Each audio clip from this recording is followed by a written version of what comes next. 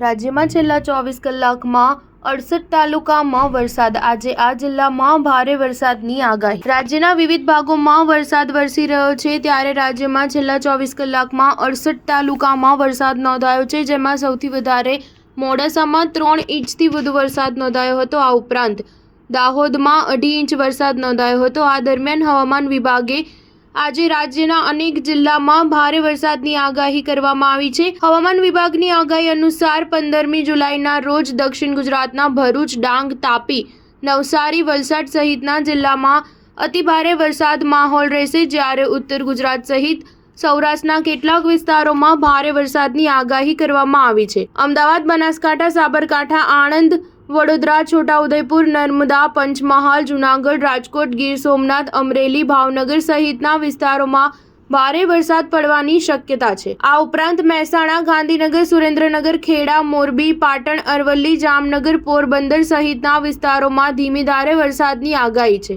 16મી જુલાઈએ સૌરાષ્ટ્ર અને દક્ષિણ ગુજરાતના વિસ્તારોમાં ધોધમાર વરસાદ પડવાની આગાહી છે, જેમાં દેવભૂમિ, દ્વારકા, મોરબી, સુરેન્દ્રનગર, અમદાવાદ, આણંદ, વડોદરા, નર્મદા, પંચમહાલ, દાહોદ, મહીસાગર, અમરેલી, ગાંધીનગર જિલ્લામાં ભારે વરસાદ પડી શકે છે. આ દિવસે વલસાડ, નવસારી, ગીર સોમનાથ, અમરેલી, રાજકોટ, જૂનાગઢ, પોરબંદર, દેવભૂમિ, દ્વારકા જિલ્લામાં વરસાદનું જોર રહેશે, જ્યારે સૌરાષ્ટ્ર, ઉત્તર અને દક્ષિણ ગુજરાતના કેટલાક ભાગોમાં ભારે વરસાદની આગાહીને પગલે સુરેન્દ્રનગર, કચ્છ, મોરબી, ભાવનગર, અમદાવાદ, બનાસકાંઠા, સાબરકાંઠા, નર્મદા, સુરત, તાપી, ડાંગ, વડોદરા સહિત જિલ્લાઓમાં સારો એવો વરસાદ પડશે. બીજી તરફ મહીસાગર, અરવલ્લી, પંચમહાલ, દાહોદ, ખેડા, ગાંધીનગર, મહેસાણા જિલ્લામાં છૂટાછવાયા સ્થળે ધીમી ધારે વરસાદ પડવાની શક્યતા છે. સ્ટાર ન્યૂઝ 7 હંમેશા સચ્ચાઈની સાથે.